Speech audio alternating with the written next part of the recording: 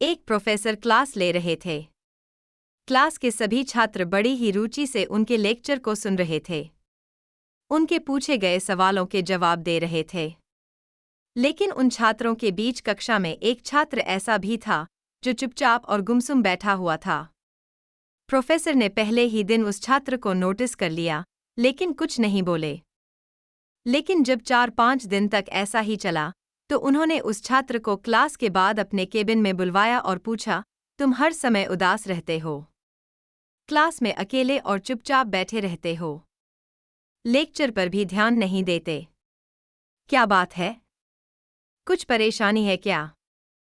Sir, वो छात्र कुछ हिचकिचाते हुए बोला, मेरे अतीत में कुछ ऐसा हुआ है जिसकी वजह से मैं परेशान रहता हूँ। समझ नहीं आता क्या करूं। प्रोफेसर भले व्यक्ति थे। उन्होंने उस छात्र को शाम को अपने घर पर बुलवाया। शाम को जब छात्र प्रोफेसर के घर पहुंचा, तो प्रोफेसर ने उसे अंदर बुलाकर बैठाया। फिर स्वयं किचन में चले गए और शिकंजी बनाने लगे। उन्होंने जानबूझकर शिकंजी में ज्यादा नमक डाल दिया।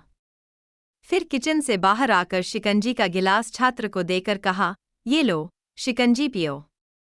छात्र ने गिलास हाथ में लेकर जैसे ही एक घूंट लिया, अधिक नमक के स्वाद के कारण उसका मुंह अजीब सा बन गया। यह देख प्रोफेसर ने पूछा, क्या हुआ? शिकंजी पसंद नहीं आई? नहीं सर, ऐसी बात नहीं है।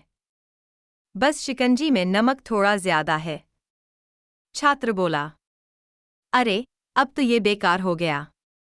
लाओ गिलास मुझे दो, मैं इसे फेंक देता हूँ। प्रोफेसर ने छात्र से गिलास लेने के लिए अपना हाथ बढ़ाया, लेकिन छात्र ने मना करते हुए कहा, नहीं सर, बस नमक ही तो ज्यादा है। थोड़ी चीनी और मिलाएंगे तो स्वाद ठीक हो जाएगा। यह बात सुन प्रोफेसर गंभीर हो गए और बोले, सही कहा तुमने। अब इसे समझ भी जाओ। ये शिकंजी तुम्हारी जिंदगी है। इसमें घुला अधिक नमक तुम्हारे अतीत के बुरे अनुभव हैं। जैसे नमक को शिकंजी से बाहर नहीं निकाल सकते, वैसे ही उन बुरे अनुभवों को भी जीवन से अलग नहीं कर सकते। वे बुरे अनुभव भी जीवन का हिस्सा ही हैं।